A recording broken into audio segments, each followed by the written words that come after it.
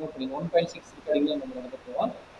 Method of maximum likelihood estimation that is a very important part. Compulsory ஒரு 30 mark question இது வந்து கேட்டுகிட்டே இருக்காங்க. அது இப்போ நடத்தக்கூடிய கொஸ்டின் ரொம்ப ரொம்ப இம்பார்ட்டன்ட். இந்த 4 பாயிண்ட் நோட் பண்ணிக்கோங்க.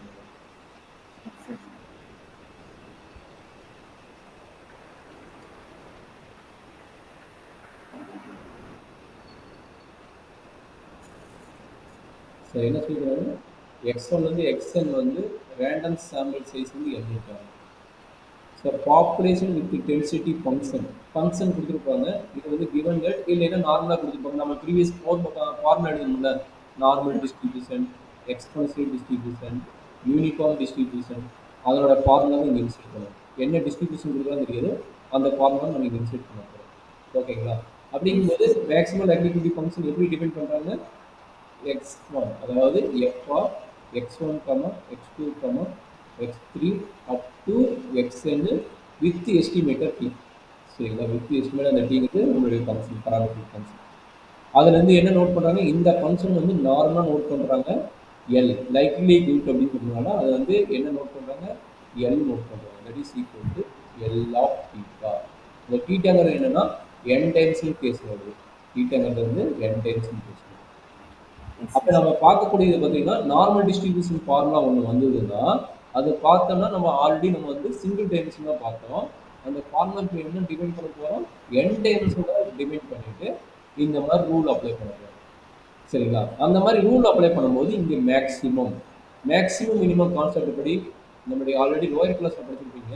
ஒரு ஃபங்க்ஷன் எஃப் ஆஃப் எக்ஸ் வந்து கிவன் கொடுத்துருந்தானா இந்த ஃபங்க்ஷன் மேக்ஸிமம் மினிமம் ஒன்றும் இருந்ததுன்னா என்ன கேஸ் சாட்டிஸ்ஃபை ஆகும்னா, first of all you find the first derivative. ஓகேங்களா? அந்த ஃபர்ஸ்ட் டெரிவேட்டிவ் வேல்யூ கண்டுபிடிச்சிட்டு ஈக்குவல் டு 0 பண்ணீங்கன்னா அந்த பாயிண்ட்டுக்கு பேர் வந்து கிரிட்டிக்கல் பாயிண்ட். அந்த பாயிண்ட்டுக்கு பேர் வந்து கிரிட்டிக்கல் பாயிண்ட்.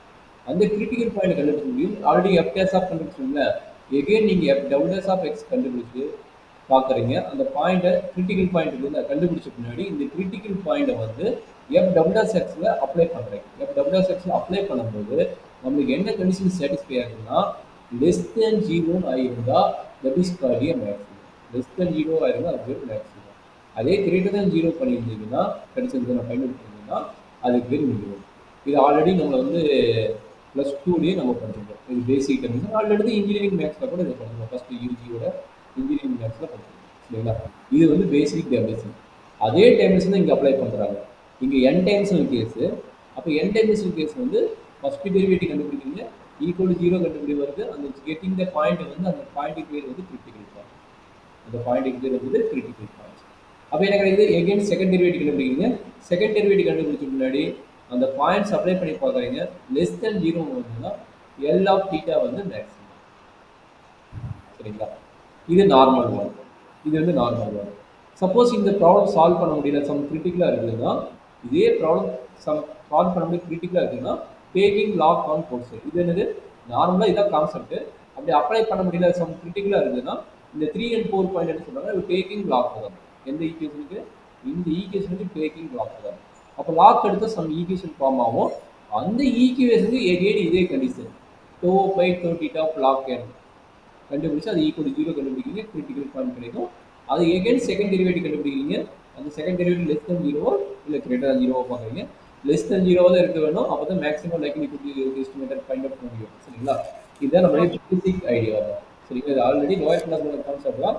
பட் இங்கே என்ன பண்ண போகிறோம்? n டைம்ஸ் கேஸ்க்கு ப்ரூவ் பண்ண போகிறோம் வித் டிஸ்ட்ரிபியூஷன்.